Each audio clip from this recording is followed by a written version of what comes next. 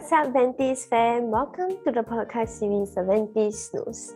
You are now listening to the second episode of the sustainability season. This show is brought to you by Aventis Learning Group, and I'm your host, Jinghan. And if you're an individual who's trying to find your way around the corporate ocean or trying to hashtag up your game with your career, this is where you should be. So in today's episode, we will be continuing our discussion on sustainability and its finance. And if you have not heard our first session on this topic, do remember to check them out. So once upon a time, investors would focus single-mindedly on obtaining the greatest financial return, leaving social justice and the environment to fall by the wayside. But the winds are rapidly shifting in recent years, where the climate crisis is exposing the financial sector to greater risks, while sustainable funds are already outperforming their traditional counterparts. So who are the key players in the rapidly growing field of sustainable finance, and how are they working together to mobilize funds for restoration, climate, and other green investments? Let's find out. Now bring back our speaker, Kavik, right away to continue his sharing on the topic.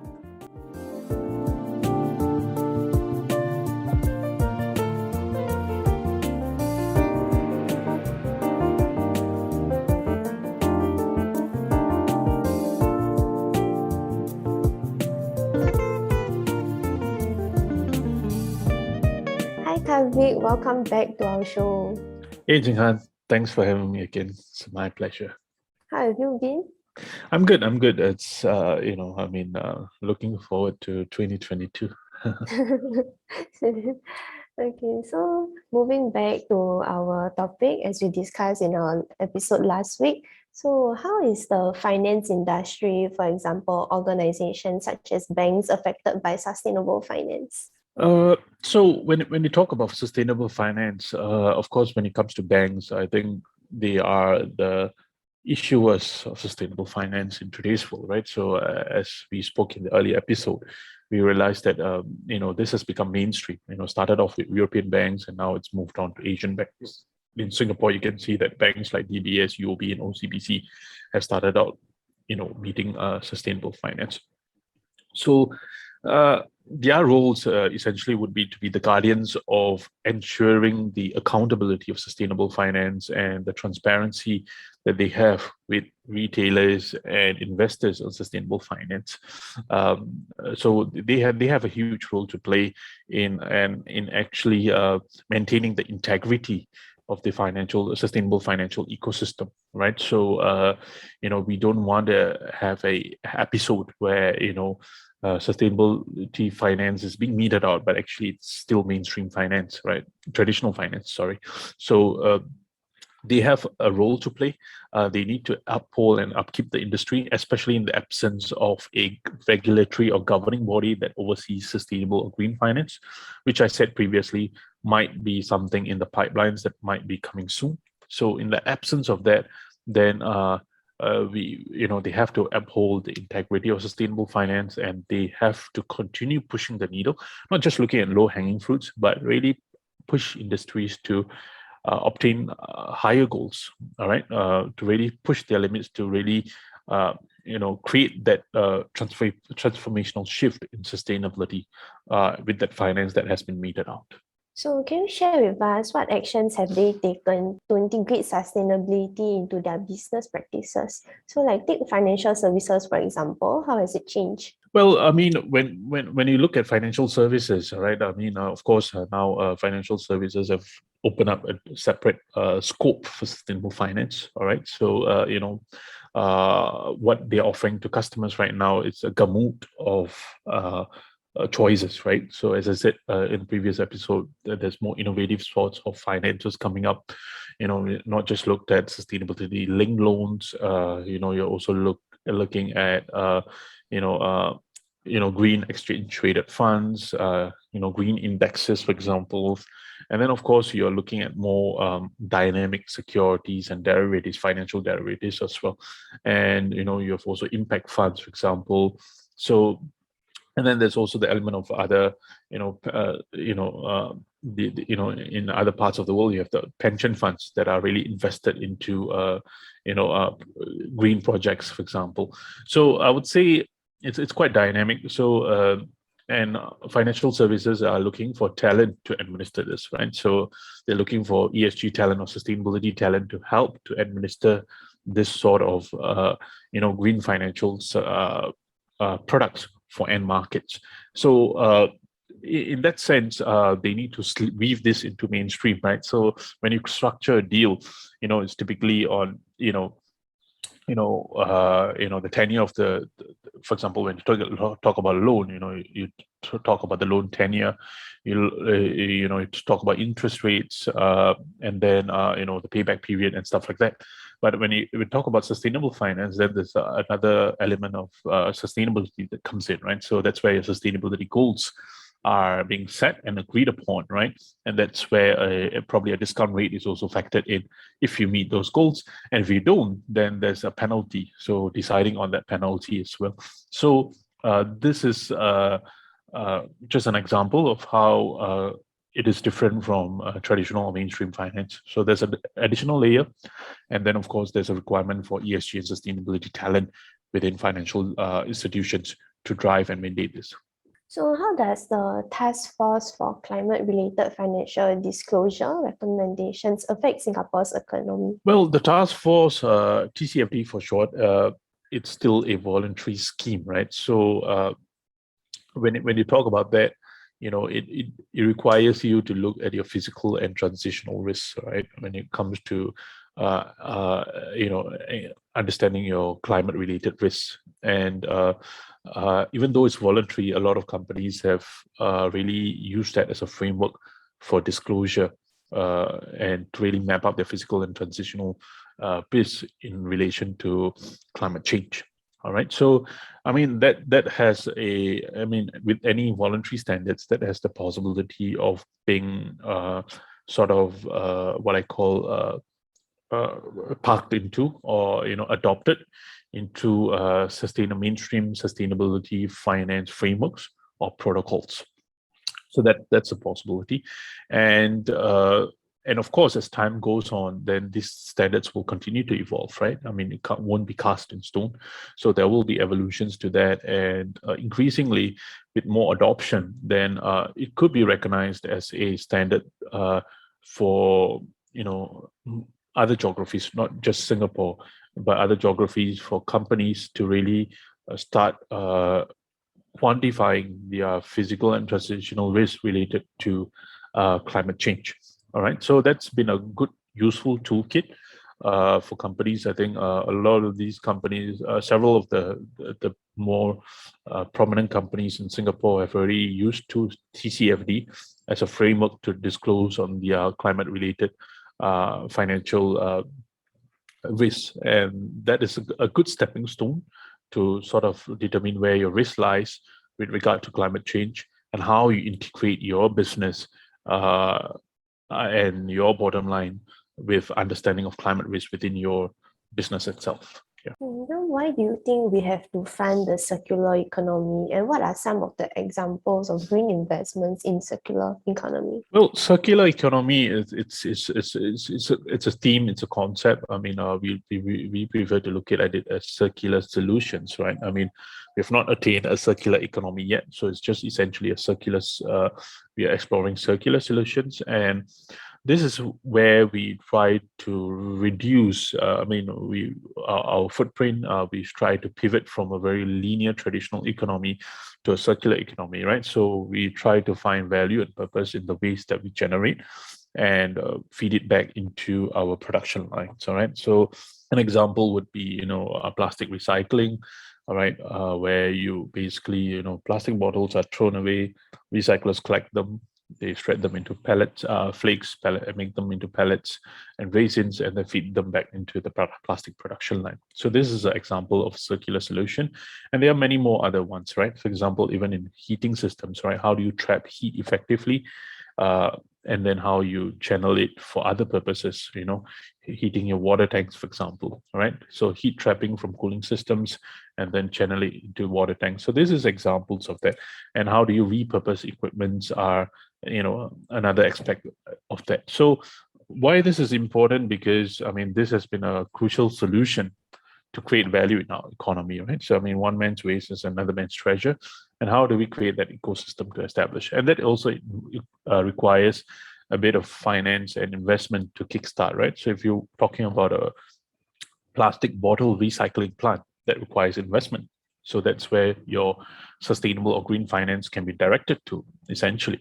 So, and then of course, as I said earlier, you have to determine what are the outcomes that you want to achieve, and your finance will be sort of structured according to that outcomes. So this is just an example, and there are many more examples, right? I mean, you look at investments into zero or net zero energy buildings, right? That's an example of circularity as well, right? How do you channel and funnel energy for one use to another purpose, right? To heat your tanks, for example.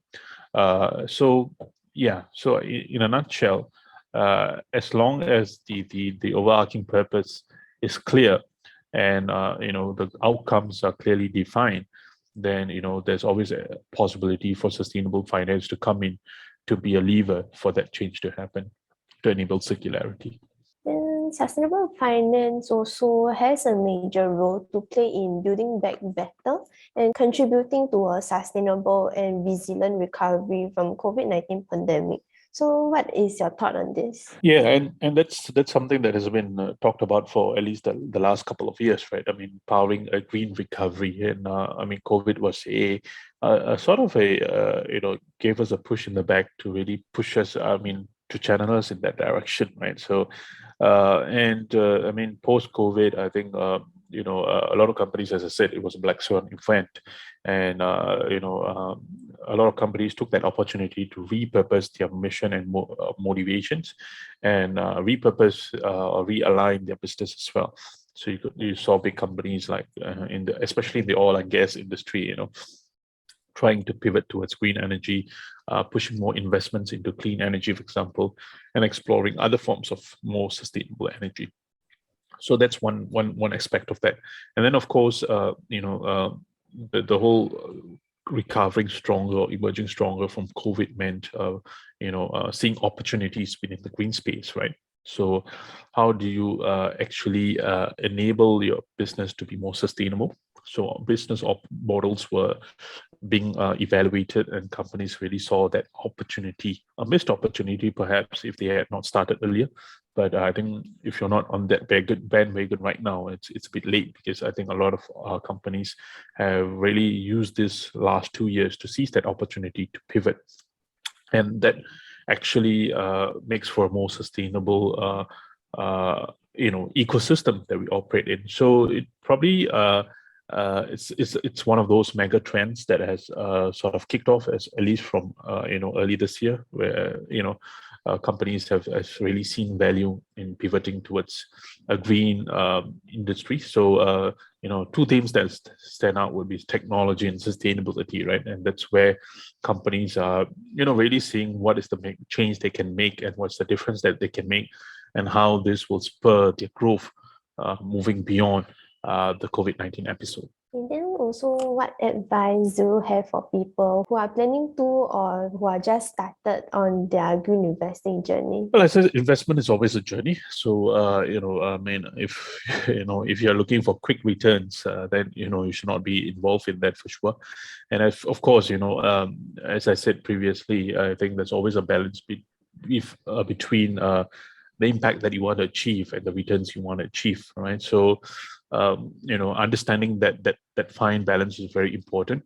And of course, doing your own due diligence, I think that's very, very important, to understand what you're investing in, how long you're invested for that, and what is the outcomes that this whole green investment is trying to achieve, and making sure that there's a lot of transparency and disclosure in that. So that's very, very important in my opinion, at least. Yeah. Can you also share with us what are the latest steps for sustainable finance? In terms of steps, well, I mean, if you're looking at steps, I think, I mean, as I said, there are a lot of products out there, right? So, list them out. I mean, first of all, put out the products that you are interested in, and then start cascading them to understand what are the impacts they're trying to create, what is the return, what is the investment that's required from you, and whether you need further clarification from the relationship manager to really understand the gist of the product and its impact on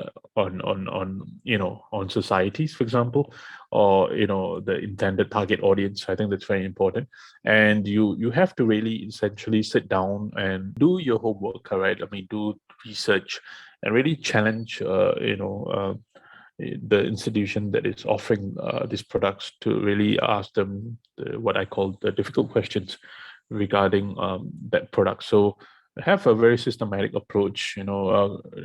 Compare, do your apple to apple comparisons, and probe and pry to understand what the gist and outcomes or the fundamentals are of that investment product, and make a decision thereafter.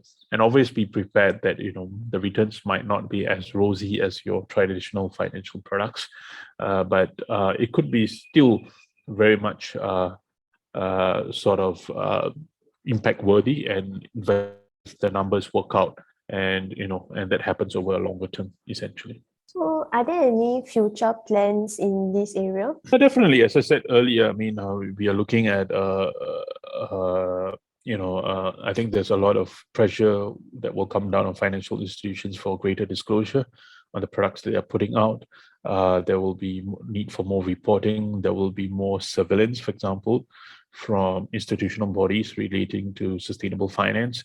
And essentially, there will be a push for greater standardization across the board to measure impacts and outcomes. And I think that's something that's lacking.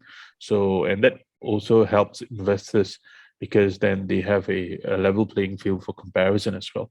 So these are things that will come out. And of course, as I said, the biggest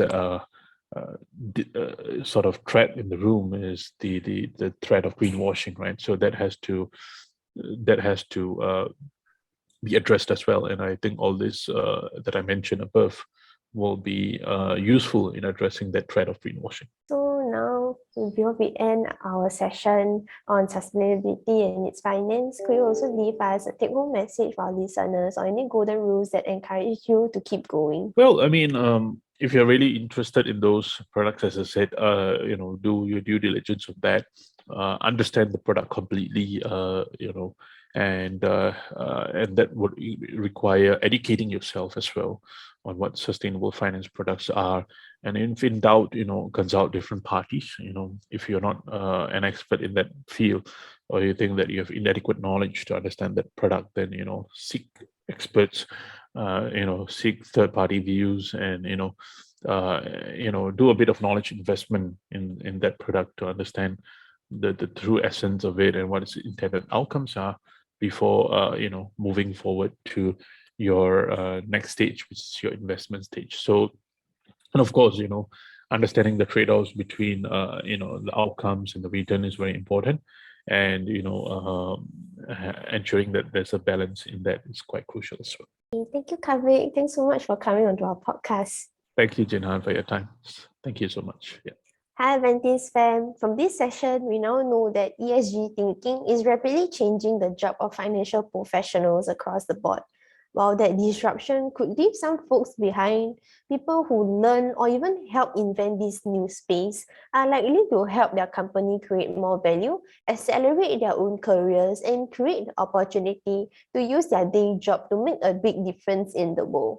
Additionally, the talent pool is very thin, particularly in finding candidates with a proven track record and relevant ESG experience in both the private and public sectors. So if you want to stay ahead of the game, why not start now? And with that, thank you for tuning in to this episode of Aventis Knows Season 6. If you do have any questions regarding the topic of sustainable finance, do jot down your questions in the comment section below or drop us a DM. We are available on Facebook, Instagram, LinkedIn, YouTube, Twitter, Telegram, and Spotify. Don't forget to like, share, and subscribe to us for more podcast episodes, and we will see you soon. Bye!